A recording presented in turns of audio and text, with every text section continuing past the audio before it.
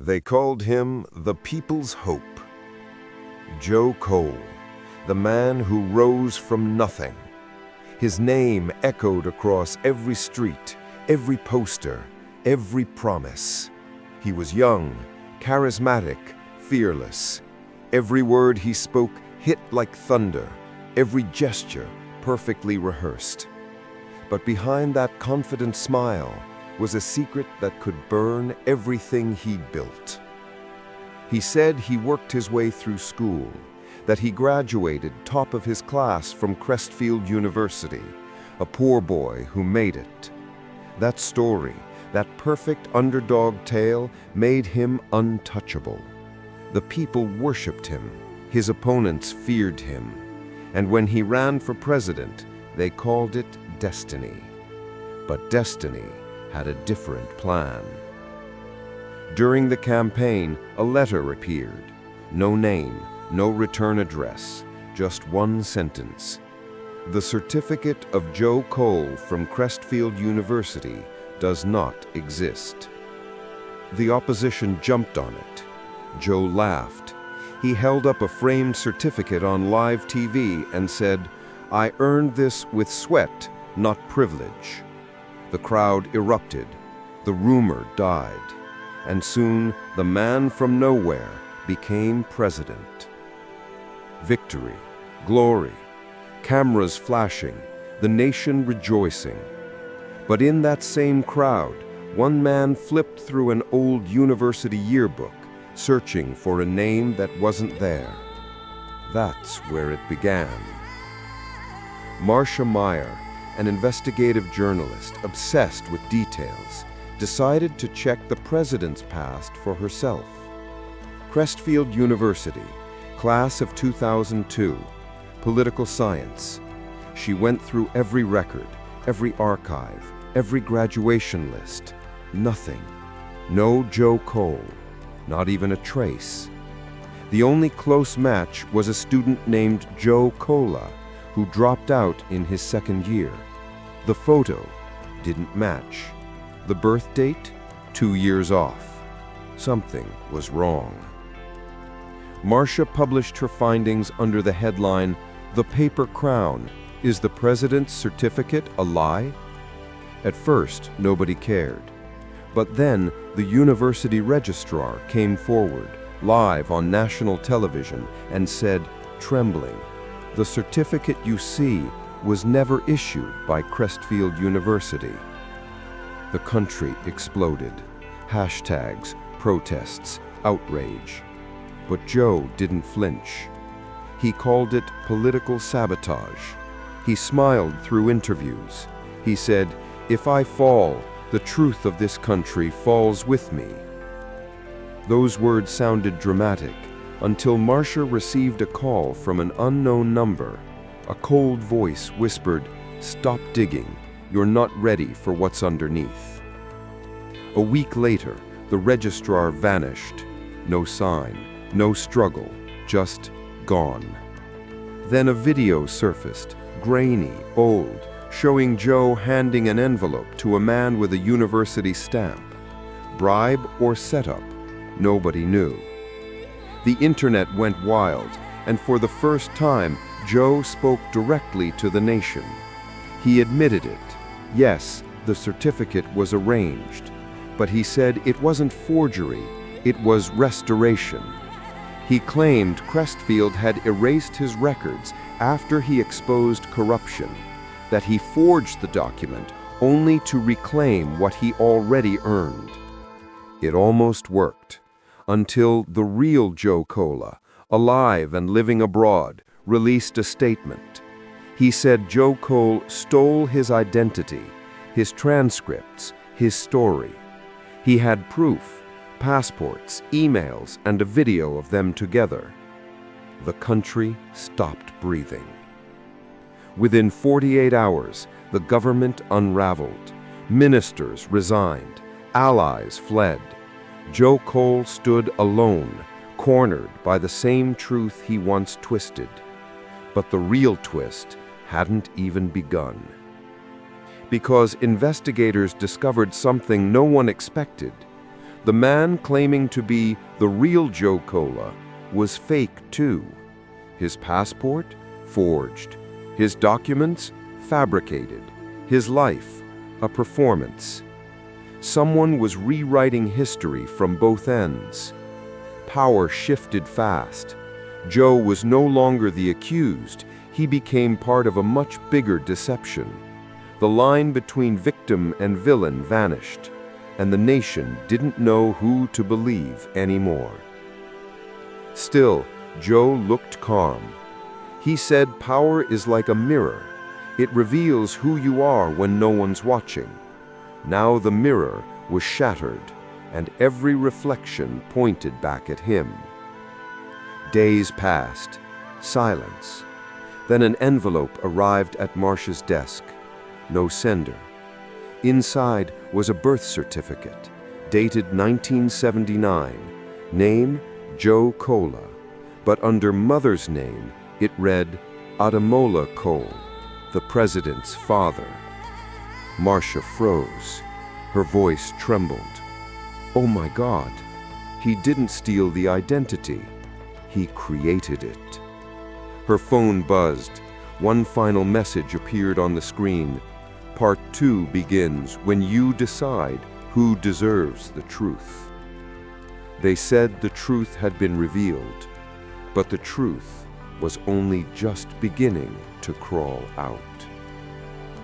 Marcia Meyer stared at the birth certificate under the dim light of her office.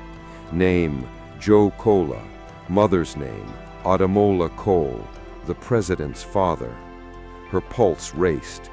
This wasn't identity theft. It was construction. Joe hadn't stolen someone's life. He'd built it, layer by layer, name by name. But why? Before she could think, her phone buzzed. A voice message, distorted. Male, calm. You found the first piece, but you don't know the game yet. Her voice cracked. Who are you? The line went dead. That night, her article draft vanished from her system. Every backup, every note, wiped. The only thing left on her screen was a blinking cursor and a single phrase typed in bold. He didn't fake his degree to win an election. He faked it to hide a crime. The next morning, national news broke that the president had been rushed to a private hospital. The official statement claimed exhaustion, but rumors whispered something darker, a sudden collapse during a confidential meeting. His doctors refused interviews. His aides vanished from the public eye. The vice president prepared to take charge. Opposition parties pushed for immediate resignation. The nation was in freefall. But when Joe reappeared 5 days later, standing tall, wearing the same calm smile, the nation couldn't believe it. He looked unbroken. And then he dropped a bombshell. At a live press briefing, Joe Cole looked straight at the cameras and said, "Everything you've heard was orchestrated. Not by me, by those who control this country long before I took office." He paused, let the silence ache, then continued. "I didn't forge a certificate. I was forced to create one because my real identity was buried, erased by the same network that funds elections, writes results, and buries men who ask questions." The room went silent. Journalists shouted. The feed cut. Marcia was in shock. Could this all be a diversion? Or was he telling the truth? She dug deeper. University archives, national records, old press files. And then she found it. A death record. Joe Cole, deceased, 1983. Age 4. Cause of death? Car accident. But Joe Cole, the president, was born in 1979. 2 files. 2 Joe Coles. Same father, different mothers. different lives. Something wasn't adding up. She visited the registrar's widow, an elderly woman who'd been silent since her husband's disappearance. The old woman trembled as she whispered, "Your president was one of the hidden children, the ones they created to replace the real ones who died. He's not lying, but he's not clean either." Back in the Capitol, the Senate ordered an official tribunal. Evidence surfaced showing Joe's campaign had been funded through shell companies linked to government contractors. Some of those companies were traced back not to political opponents, but to his own father's old foundation, Adamola Cole, the kingmaker no one dared mention, the man who had disappeared decades earlier after being accused of laundering government funds through fake scholarships. Joe wasn't fighting to protect his degree. He was fighting to bury his bloodline. Then, an even darker truth surfaced. The identity of Joe Cola, the supposed dropout whose name the president used, was no coincidence. Cola was one of the scholarship children funded by Adamola Cole's foundation, a foundation that faked university records to siphon money from government grants. So when young Joe forged his certificate, he wasn't just pretending to be a graduate. He was reviving a system his own family built, one of fake names, fake degrees, fake futures. And now that system had come back to destroy him. Marcia released her report. Within hours, it broke the internet.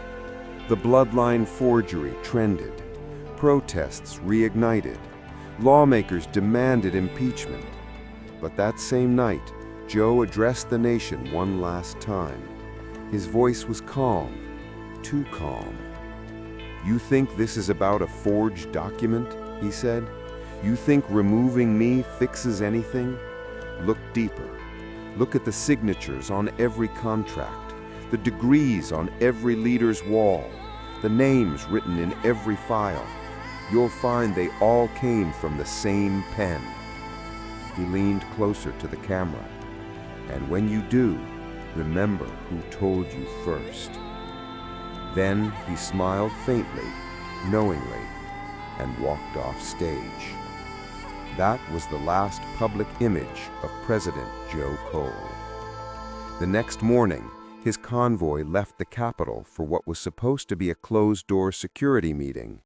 Only 2 cars arrived. The one carrying Joe never made it. No accident, no explosion, just disappearance. The nation panicked. Government spokesmen said he was in protective custody. Others claimed he fled the country. But Marcia received one more message, a single video clip from an untraceable source. It contained a short video clip, Joe sitting in a small room, staring straight into the camera. "Marcia, you were right to dig, but you're not ready to print the final page. The truth isn't about my certificate. It's about what my father did with those certificates and who's still using them today." He smiled faintly. "They'll come for you next, but don't stop. The story doesn't end with me." The video cut to black. Marcia's hands shook. She tried to trace the source. No signal, no IP, no data trail. Just one final line of text in the video's metadata. "Operation Paper Sons, active." Her eyes widened. Her voice cracked. "Paper Sons? What the hell is that?" And then her laptop flickered. Her screen filled with rows of names. Ministers, judges, military officials, CEOs. Every one of them linked by one thing: forged credentials. The cursor blinked once.